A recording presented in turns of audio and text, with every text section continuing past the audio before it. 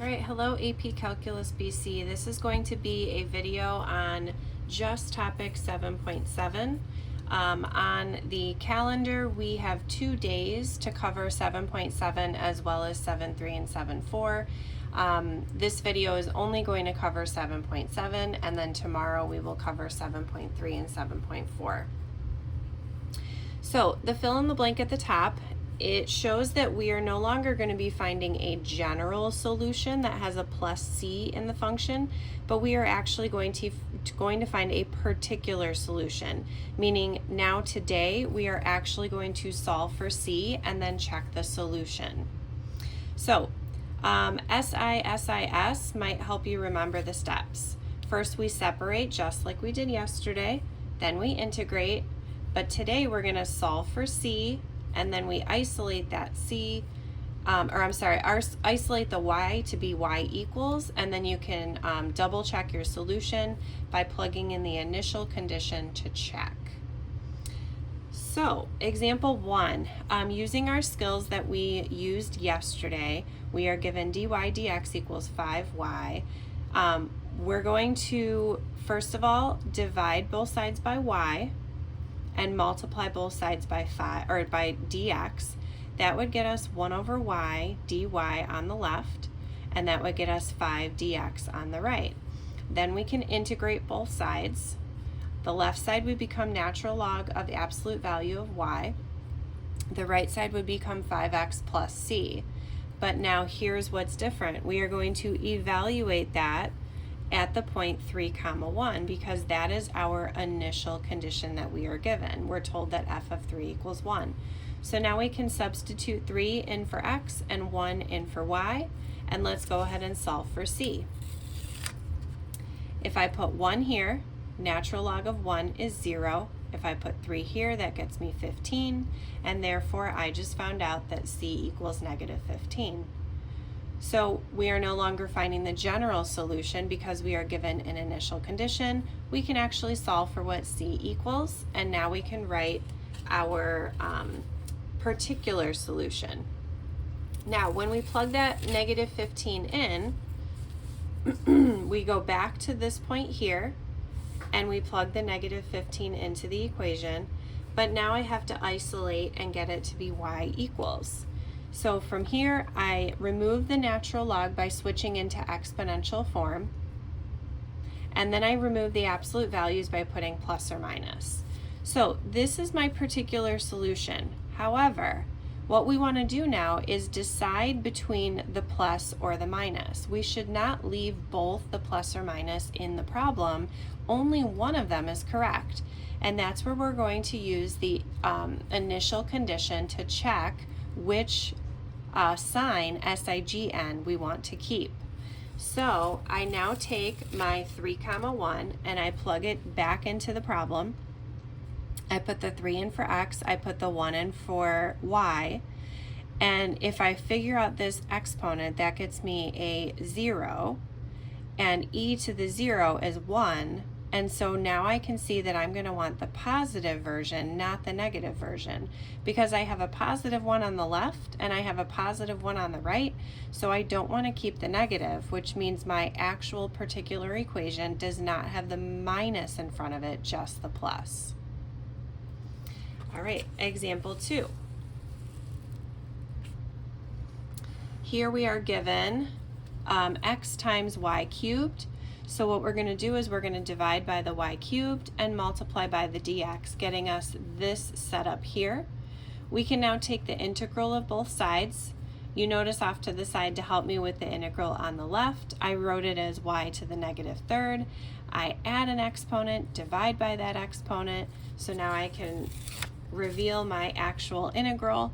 That gets me negative 1 over 2y squared. And on the right hand side, the integral of x is x squared over 2. Don't forget your plus c. Now we want to evaluate that whole thing at 1, 2, which is the initial condition we were given.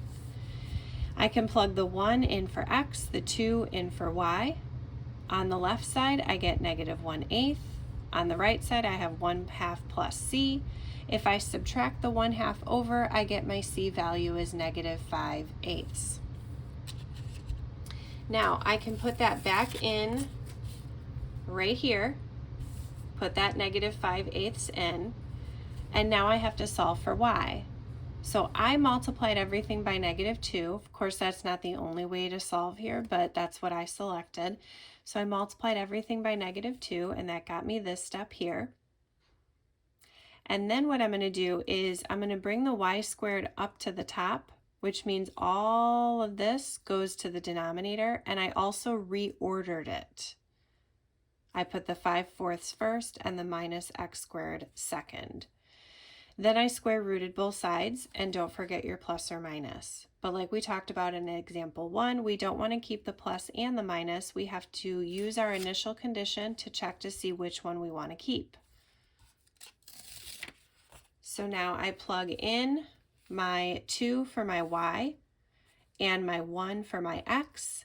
And if I simplify underneath the radical, that ends up getting me a 4. And I know the square root of 4 is a positive 2, so I want to keep the positive version and not the negative version. So here is my particular solution. All right, at this point, we are going to jump to the introduction activity, which is on the previous page in your notes packet. So if you go backwards one page, you will find this intro activity, and it's talking about how many sea lions are on a certain bay. So it says the number of sea lions on Elliott Bay on the Pacific Northwest coast is startling many scientists. Let S of t represent the number of sea lions in a population at time t years when t is greater than or equal to 0. It is known that the rate of the population over time is given here. At time t equals 0, there are 500 sea lions on Elliott Bay.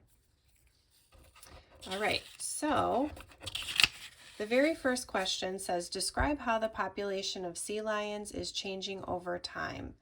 So just like any ecosystem, when you initially introduce a population somewhere, it's going to increase in population very, very quickly, but then it's going to taper off over time. I drew sort of a picture of what we would expect to happen for this population. And because of the 800 here, I know that the 800 is the highest that the maximum could be, because the S stands for population, and we can't have a negative population.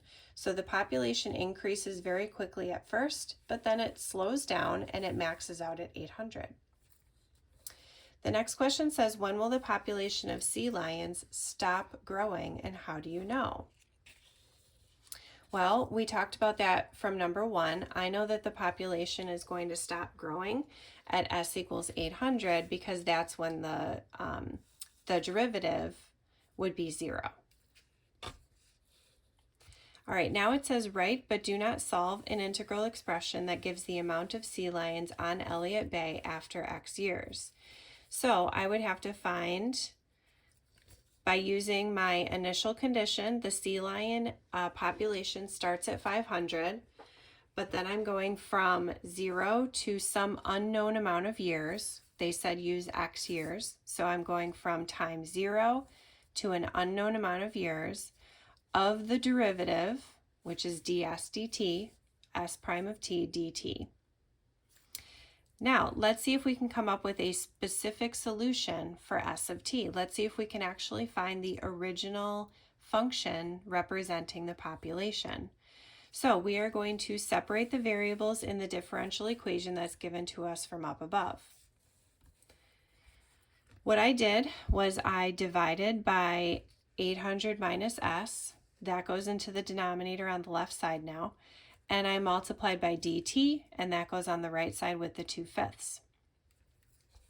Now we're going to integrate both sides. This does require u substitution. So you'll notice off to the side I did my u substitution. I said let u equal 800 minus s. My derivative is -1 ds, but because of that -1, I have to divide that over to be with the du. And that's why I have a negative in front of my natural log. So be careful with that. We talked a little bit about that in Unit 8, where if you have 1 over something, as long as that something has a derivative of 1, you're fine. But when that something in the denominator has a derivative of anything other than 1, make sure you do your u substitution, because you might have to put a constant, or in this case a negative, in front of your natural log. Integrating the right side is easy. Just don't forget your plus c. All right, now it says show how to use the initial condition to solve for c. So my initial condition is at time t equals 0, there are 500 sea lions on Elliott Bay. So I'm going to go ahead and evaluate our function that we found at 0, 500. So the 500 goes in for s, the 0 goes in for t, and I go ahead and solve for c, and that gets me negative natural log of 300. Don't bother with a decimal at this point, just leave it as negative natural log of 300. Then it says to isolate s in your equation. So what we're going to do here is here, I'll just reveal the whole thing there. What we're going to do is take the negative natural log of 300 and put it back in for c like we did up here. So there's the negative natural log of 300. And now we're going to solve for s.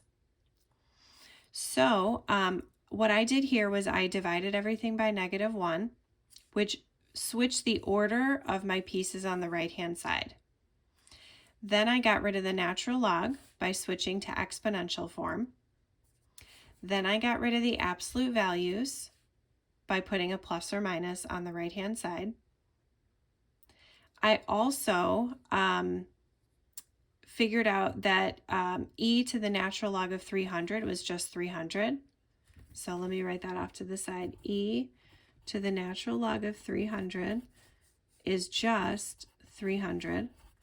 But then we still have e to the negative 2/5 t. So I sort of rewrote that with the 300 in front. Okay. Let's see. Then I subtracted the 800 over to the right side, and then I divided by a -1. Now, when I have the plus or minus in front, that stays a plus or minus. Even if I divide by a -1, it stays a plus or minus. Okay. Of course, if I divide by -1, the 800 turns into a positive 800.